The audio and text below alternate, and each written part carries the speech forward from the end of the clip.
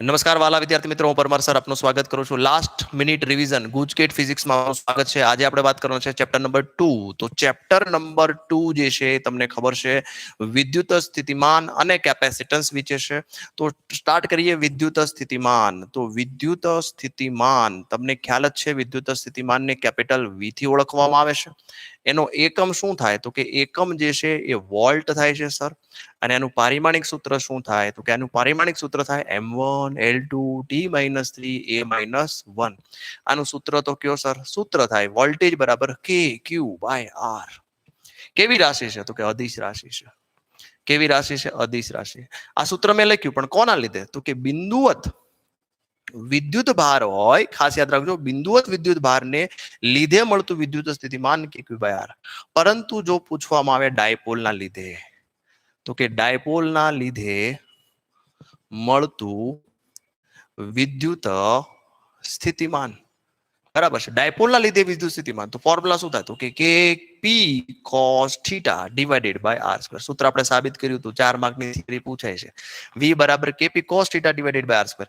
પણ એમાં આપણે જોવા પડે, કેસીસ જોવા પડે. એમાં V બરાબર Kp cos θ છે, એમાં θ બરાબર 0. તમને કદાચ આકૃતિ યાદ ન હોય તો કરાવી દો કે આ ધન વિદ્યુત ભાર હતો, આ ઋણ વિદ્યુત ભાર હતો, P બિંદુ અહીંયા હતું, તો આ θ હતું, અહીંથી θ ચાર હતા. તો એનો મતલબ આને કહેવાય અક્ષ ડાયપોલ, આને અક્ષ કહેવાય, આને શું કહેવાય બાળકો?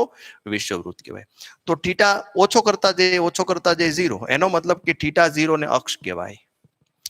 θ 90, એટલે કે આ θ વધારતા જાય તો θ કેવો થઈ ગયો? 90. તો 90 ને કહેવાય વિષુવવૃત્ત. તો ખાસ યાદ રાખો, વિષુવવૃત્ત ઉપર રહેલા બિંદુ એ વિદ્યુત ક્ષેત્ર જોઈતું. ધારો કે બિંદુ એક R છે, અહીંયા વિદ્યુત ક્ષેત્ર જોઈતું હોય, સોરી વિદ્યુત ક્ષેત્ર નહીં, વિદ્યુત સ્થિતિમાન જોઈતું હોય, તો θ બરાબર 90 મૂકો, cos 90 શું થાય? તો વિદ્યુત સ્થિતિમાન 0 થાય. આવા MCQ નાના પૂછી શકે તમને. અક્ષ ઉપર તો કે મહત્તમ વિદ્યુત સ્થિતિમાન હોય, કેટલું? તો કે cos θ cos 0 શું થઈ જાય? 1. એટલે કે Kp divided by r square. અથવા તો તમને ડાયપોલના લીધે મળતું વિદ્યુત સ્થિતિમાન V ચલે છે 1/r સ્ક્વેર હોય, આ ડાયપોલના લીધે. અને V ચલે છે 1/r, આ કોના લીધે? તો કે બિંદુવત વિદ્યુત ભારના લીધે હોય છે. તો વિદ્યુત સ્થિતિમાનની આખી પોલ ખોલી નાખી. વિદ્યુત સ્થિતિમાન જે છે અદિશ રાશિ છે, વોલ્ટ એકમ છે, પારિમાણિક સૂત્ર આ છે, ડાયપોલના લીધે મળતું વિદ્યુત સ્થિતિમાન કંઈક આવું છે. હજી આપણે થોડુંક આપણા વિદ્યુત સ્થિતિમાનમાં લઈએ, પણ એટલું લખો ફટાફટ. પોઝ કરો અને લખવાનું સ્ટાર્ટ કરો. ચલો, હજી આપણે વિદ્યુત સ્થિતિમાનમાં જ આપણે આગળ લઈએ. વિદ્યુત સ્થિતિમાન અને વિદ્યુત ક્ષેત્ર એટલે કે E વચ્ચેનો સંબંધ. તો આઈ થિંક આપણે સૂત્ર દ્વારા સાબિત કર્યું હતું, તમને યાદ હશે. E બરાબર -del V by del x -del V by del y -del V by del z. Sir આ તો તમે થોડું એક્સ્ટ્રા ફાસ્ટ લખી દીધું, થોડુંક સહેલું સૂત્ર આપો, કાંઈ વાંધો નહીં. E બરાબર V by d, હેલું સૂત્ર. E બરાબર શું યાદ રાખો? V by d. કોની પૂછતા નહીં, E બરાબર V by d. આ સહેલામાં સહેલું સૂત્ર. અથવા તો V ને કરતા બનાવો તો V બરાબર શું થાય? ED. જે તમને યાદ રહી તે. V બરાબર ED, E બરાબર V by d. અથવા તો તમને ક્યારેક સમીકરણ આપેલું હોય, કે એક સમીકરણ આપેલું હોય, ખાસ કરીને નીટમાં આવા પ્રશ્ન પૂછાય છે. આના આધારિત નીટમાં પ્રશ્ન પૂછાય છે. ગુજકેટમાં મોસ્ટલી નથી પૂછાતા, ડોન્ટ વરી, પણ તમને આના આધારિત પ્રશ્નો પૂછાતા હોય છે. તો વિદ્યુત સ્થિતિમાન અને વિદ્યુત ક્ષેત્ર વચ્ચેનો સંબંધ કંઈક આવો હોય છે, બરાબર. પછી આપણે આગળ વાત કરીએ વિદ્યુત સ્થિતિમાન માટે. વિદ્યુત સ્થિતિમાન માટે તટસ્થ બિંદુ મેળવવું. તટસ્થ બિંદુ મેળવો એટલે તટસ્થ બિંદુ મેળવવું એટલે શું? તો કે એક એવું બિંદુ મેળવવું કે જ્યાં પરિણામી વિદ્યુત સ્થિતિમાન શૂન્ય થાય. ચલો, તો એના એક્ઝામ્પલ એક આપણે NCERT-માં ઉદાહરણ પણ આપ્યું છે અને સ્વાધ્યાયના દાખલામાં પણ આપેલો છે. જોઈએ કેવી રીતે. એક ધન વિદ્યુત ભાર છે, એક અહીંયા ઋણ વિદ્યુત ભાર છે, Q1 છે, Q2 છે. આ માઇનસ હોઈ શકે, આ પ્લસ હોઈ શકે, જે પણ હોય. આપણે પ્લસ સજાતીય વિજાતીય ગણતરી કરવાની નથી. કેમ? તો કે વિદ્યુત સ્થિતિમાન જે છે અદિશ રાશિ છે. ઓકે, તો અહીંયા આપણે બે શક્યતા વિચારશું. વિદ્યુત સ્થિતિમાન એક વસ્તુ વિચારવાની છે કે Q1 અહીંયા તમને નાનો આપેલો છે, તો તટસ્થ બિંદુ હંમેશા Q1 ની નજીક મળે. અંદર પણ મળી શકે અને બહાર પણ મળી શકે. ધારો કે P1 અને આ P2. આ અંતર x1 હોય આ અંતર x2 હોય એટલે બે તટસ્થ બિંદુ મળશે. કેટલા મળશે ખાસ યાદ રાખજો મિત્રો, બે મળશે. જો Q1 અને Q2 વચ્ચેનું અંતર r હોય તો x1 નું ફોર્મ્યુલા, તો કે x1 નું ફોર્મ્યુલા ડાયરેક્ટ યાદ રાખો. કેવી રીતે? MCQ સોલ્વ કરવાના છે. r ના છેદમાં મોટો વિદ્યુત ભાર ઉપર, નાનો વિદ્યુત ભાર નીચે, અને અહીંયા શું લખશું? +1. Q2 divided by Q1 +1. અંદર જોઈતું હોય તો +1. અને જો x2 જોઈતું હોય, x2 એટલે કે આ જોઈએ છે 12, તો r ના છેદમાં Q2 મોટો વિદ્યુત ભાર ડિવાઇડેડ બાય નાનો વિદ્યુત ભાર -1. તો આ રીતે તમે વિદ્યુત સ્થિતિમાનના તટસ્થ બિંદુઓ મેળવી શકો. તટસ્થ બિંદુ એટલે કે એવું બિંદુ કે જ્યાં પરિણામી વિદ્યુત સ્થિતિમાન શૂન્ય મળતું હોય.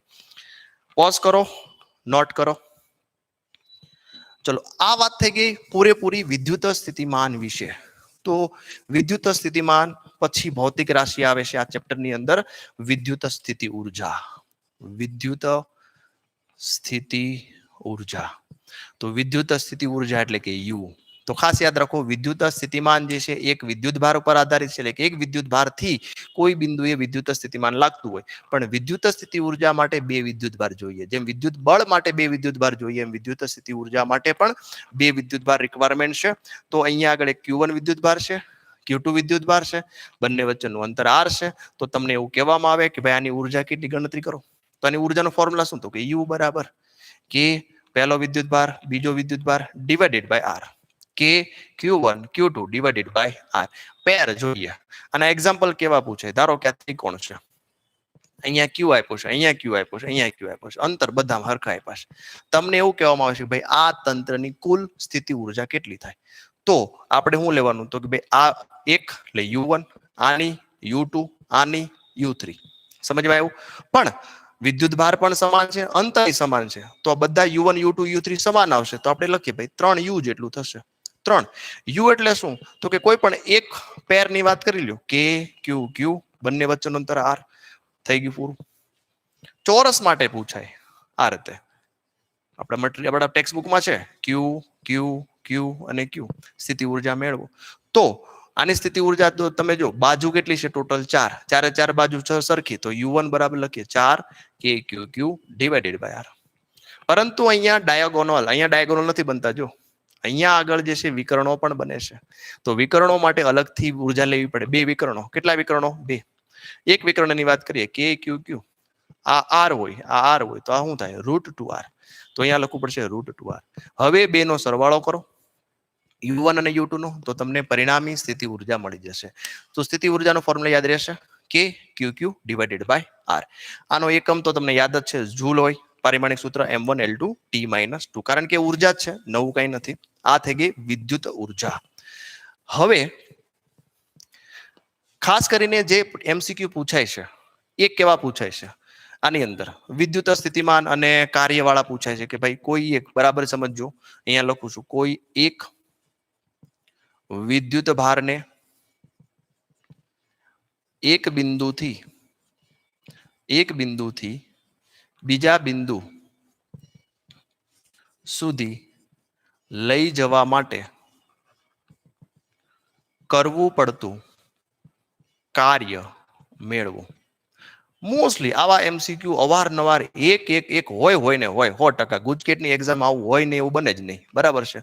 તો કાર્ય મેળવો. તો કાર્યનો ફોર્મ્યુલા યાદ રાખો, W બરાબર કોને લઈ જાઓ? તો કે Q ને. ક્યાંથી ક્યાં લઈ જાઓ છો? તો કે ફોર્મ્યુલા આપણું છે ડેલ્ટા V. તમને પોઈન્ટ સહિત સમજાવું. ધારો કે A બિંદુ આપ્યું છે, આ B બિંદુ આપ્યું છે. તમારે Q વિદ્યુત ભારને ઉપાડવાનો. ક્યાંથી? તો કે A થી. ક્યાં લઈ જાઓ? તો કે A થી B. ઓકે. તો W બરાબર Q. કોને લઈ જાઓ છો? તો કે Q ને લઈ જાઓ છે. ખાસ યાદ રાખજો, કોને લઈ જાઓ છે? Q ને લઈ જાઓ છે. હવે અહીંયા યાદ રાખો કે આપણે ટપાલ મોકલતા હોય તો પહેલા આપણે શું લખીએ? ટુ લખીએ. કોને? આપણે ટપાલ લખીએ આપણે, તો પહેલા ટુ લખીએ, પછી ફ્રોમ લખીએ. તો ક્યાં લઈ જાઓ છે? તો કે પહેલા VB લખો. ક્યાંથી આવ્યો? VA થી.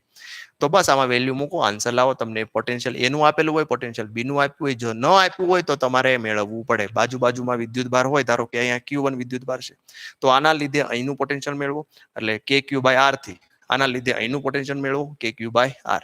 એટલે VA VB મેળવવા પડે, અને પછી આમાં વેલ્યુ મૂકશો એટલે સીધું આન્સર મળશે. આને પણ નોટ કરો. ખાસ કરીને આવા પ્રકારના MCQ 100% પૂછાતા હોય છે. હવે લાસ્ટ આપણે જોયું કે પરિણામી વિદ્યુત ક્ષેત્રની અંદર કોઈ ડાયપોલને આપણે મૂક્યો તો, હા સર મૂક્યો તો એના ઉપર મળતું ટોર્ક મળ્યું હતું, હા સર મળ્યું હતું ટોર્ક થીટા, તો ટોર્ક મળ્યું હતું પીઈ સાઇન થીટા. પરંતુ આવા ડાયપોલને જો હું એક જગ્યાએથી બીજી જગ્યાએ મૂવ કરું છું, એટલે મારે કાર્ય કરવું પડ્યું. શું કરવું પડ્યું? કાર્ય. તો કાર્યનું સૂત્ર શું થાય? કરેલું કાર્ય એટલે એક થીટાથી બીજા થીટા લેવા માટે કરવાનું કાર્ય. તો કાર્યનો ફોર્મ્યુલા યાદ રાખો, માઇનસ પીઈ કોસ થીટા. આ ફોર્મ્યુલા છે, બરાબર. પણ આપણે ડેલ્ટા ડબલ્યુ કાર્ય જોઈએ છે એક જગ્યાએથી બીજી જગ્યાએ, તો ફોર્મ્યુલા યાદ રાખો, PE cos theta 1 minus cos theta 2. આ યાદ રાખવાનું નથી, તમારે આ યાદ રાખવાનું છે. એટલે θ1 માની લો તમને એવું કે ભાઈ 0 થી ઉપાડીને 180 સુધી કામ કરાવો, તો તમારે શું લખવાનું? પી એમ નામ ઈ એમ નામ cos 0 માઇનસ cos 180. ખાસ યાદ રાખો, 0 જે છે એને શું કહેવાય? અસ્થાયી અવસ્થા કહેવાય, હમણાં જ આપણે શીખ્યા. અને 180 ને શું કહેવાય?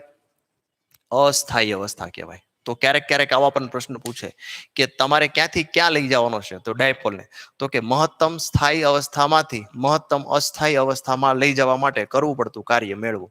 એટલે 0 થી 180 લઈ જવાનું, બીજું કાંઈ કરવાનું નથી. અને પી બરાબર કદાચ 2aq મૂકવું પડે, અંતર આપ્યું હોય, વિદ્યુત ભાર આપ્યું હોય, વિદ્યુત ક્ષેત્ર આપ્યું હોય, તો બસ સૂત્ર આધારિત જ એમસીક્યુ ગુજકેટમાં ખાસ કરીને પૂછાતા હોય છે. આને પણ નોટ કરો.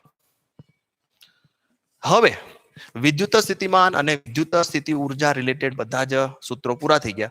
હવે આપણે વાત કરીએ કેપેસિટર, કેપેસિટન્સ. તો કેપેસિટરની અંદર આપણે વાત કરીએ કેપેસિટર, તો કેપેસિટર એક ધન પ્લેટ અને એક ઋણ પ્લેટથી બનતી રચના છે. હા સર. તો જો અહીંયા આગળ બેટરી જોડેલી હોય, જોજો બરાબર, જો આમાં બેટરી જોડેલી હોય, બરાબર છે, જેમ વિદ્યુત સ્થિતિમાન વધારો, જેમ વિદ્યુત સ્થિતિમાન વધારો, તો એમાં વિદ્યુત ભાર પણ વધે છે, અથવા તો વિદ્યુત ભાર ચલે છે વિદ્યુત સ્થિતિમાન. વિદ્યુત ભાર વધે કોના લીધે? તો કે વિદ્યુત સ્થિતિમાન વધારો, વિદ્યુત ભાર વધે. તો ચલનની નિશાની ક્યુ બરાબર અહીંયા આપણે સી લઈ લઈએ, તો ક્યુ બરાબર શું થાય? વીછી. એ રૂપડકા નહીં યાદ રાખવાના. શું યાદ રાખવાનું બાળકો? ક્યુ બરાબર વીછી. ફોર્મ્યુલા યાદ રહેશે ને, ક્યુ બરાબર વીછી. એક લોતો ફોર્મ્યુલા છે વિદ્યુત ભાર. તો ક્યુ બરાબર આઈટી, ક્યુ બરાબર એનઈ, અને આ ત્રીજો ક્યુ બરાબર વીછી, વિદ્યુત સ્થિતિમાન. તો ક્યુ બરાબર વીછી ફોર્મ્યુલા અને સી ને કરતા બનાવો કેપેસિટન્સ, તો ક્યુ અને વી નો ગુણોત્તર હંમેશા અચળ રહેતો હોય, અને એ જ અચળને શું કહેવાય? કેપેસિટન્સ તરીકે ઓળખવામાં આવે. હવે કેપેસિટર જે છે એ મુખ્ય ટોટલ 3 પ્રકારના હોય છે. એક તો સમાંતર પ્લેટ કેપેસિટર, સમાંતર પ્લેટ કેપેસિટર. સમાંતર પ્લેટ કેપેસિટરનું સૂત્ર હું? એ એપ્સિલોન 0 ડિવાઇડેડ બાય ટી. એક ગોળાકાર કેપેસિટર, તો ગોળાકારની અંદર પાછા બે આવે, બરાબર છે. ગોળાકારની અંદર બે, એક સિંગલ ગોળો હોય, એક ગોળો હોય, અને બે ગોળા હોય, બરાબર છે. તો એક ગોળા માટે કેપેસિટરનું સૂત્ર હું? 4 પાઈ એપ્સિલોન 0 આર. અને બે ગોળા માટે ફોર્મ્યુલા હું? તો કે 4 પાઈ એપ્સિલોન 0. ધારો કે બે વિદ્યુત છે, તો અહીંયા લખીશું આપણે એ બી, અને નીચે લખશું એ માઇનસ બી. આ રીતે એ બી ડિવાઇડેડ બાય એ માઇનસ બી. બે ગોળા માટેનું કેપેસિટર છે. અને છેલ્લું નળાકાર છે, તો નળાકારના એમસીક્યુ 100% પૂછાતા નથી, ડોન્ટ વરી. પણ એનું નળાકાર માટે છે 2 પાઈ એપ્સિલોન 0, નળાકારની લંબાઈ એલ, અને અહીંયા આવશે એલએન, એટલે બેઝ ઈ મોટી ત્રિજ્યા ડિવાઇડેડ બાય નાની ત્રિજ્યા. તો આ બધા સૂત્ર આપણે કેપેસિટન્સના યાદ રાખજો. પણ આ કેપેસિટન્સના સૂત્ર કયા ફોર્મેટમાં છે? કે જ્યારે બંને પ્લેટ વચ્ચે હવા હોય. શું હોય? હવા. હવે આપણે વાત કરીએ કે હવાની જગ્યાએ ધો કેપેસિટરની બે પ્લેટો વચ્ચે હવા નથી અને કોઈ ડાઇલેક્ટ્રિક માધ્યમ મૂકવામાં આવે, તો નવું કેપેસિટન્સ કેટલું થાય? તો યાદ રાખો, નવું કેપેસિટન્સ જે છે એ કે ગણું થઈ જશે. યાદ રાખશો, સી ડેશ બરાબર શું થાય? કેસી. સી ડેશ બરાબર શું થાય? કેસી. એટલે જ્યાં જ્યાં આ છે એમાં કે લાગી જાય, કે મલ્ટીપ્લાય થાય, ખાલી બીજું કાંઈ થાય નહીં. બધા કેપેસિટરમાં ખાલી કે નો એક ગુણાકાર કરવાનો રહેશે, બીજું કંઈ થવાનું નથી. ચલો આને પણ નોટ કરો કેપેસિટરની. આગળ વાત કરીએ કેપેસિટર પછી. કેપેસિટરને સમાંતર જોડવાનું, શ્રેણીમાં જોડો. તો આપણે વાત કરીએ સમાંતર જોડાણ. તો કેપેસિટરને જો સમાંતર જોડ્યું હોય C1 અને C2, બરાબર છે, તો ફોર્મ્યુલા શું છે સી ઇક્વિવેલન્ટનો? તો કે સિમ્પલ સરવાળો. સોરી, આ શ્રેણીમાં છે, તો શ્રેણીમાં હોય તો ઉપર ગુણાકાર અને નીચે સરવાળો થાય, યાદ હશે તમને. બરાબર છે. ઉપર ગુણાકાર અને નીચે શું થશે? સરવાળો. સમાંતર લખ્યું છે પણ દોર્યું આપણે શ્રેણી, કાંઈ વાંધો નહીં, શ્રેણી. હવે સમાંતર દોરી દઈએ. તો જો બે કેપેસિટર સમાંતર હોય આ રીતે, ઓકે, તો સમાંતરમાં શું થશે બાળકો? તો કે સમાંતરની અંદર C equivalent is equal to બંનેનો સરવાળો C1 પ્લસ C2. અવરોધથી આખું ઊંધું છે કે અવરોધની અંદર શ્રેણીમાં સરવાળો થતો હતો, જ્યાં અહીંયા ઉપર ગુણાકાર નીચે સરવાળો થાય છે. વિદ્યુત ભાર આપેલા હોય તો વિદ્યુત ભાર પણ તમે મેળવી શકો C1 અને C2. જો વિદ્યુત ભાર Q1 જોઈતો હોય તો Q ઇન્ટુ બ્રેકેટ ઉપર C1 નીચે C1 પ્લસ C2. વિદ્યુત ભારના ફોર્મ્યુલા યાદ રાખજો. Q2 બરાબર શું થાય? તો કે મૂળ વિદ્યુત ભાર ઉપર નીચે C1 C2. વાત કરીએ 2 ની તો ઉપર C2 જ લખીશું. તો ખાસ કરીને શ્રેણી માટે અને સમાંતર માટે નિયમો યાદ રાખશો. બીજું, જો સમાન કેપેસિટર હોય, કેવા કેપેસિટર હોય? સમાન. અહીંયા લખીએ આપણે, સમાન કેપેસિટર હોય તો ફોર્મ્યુલા હું? તો કે C/N. કેવો ફોર્મ્યુલા? સમાન માટે.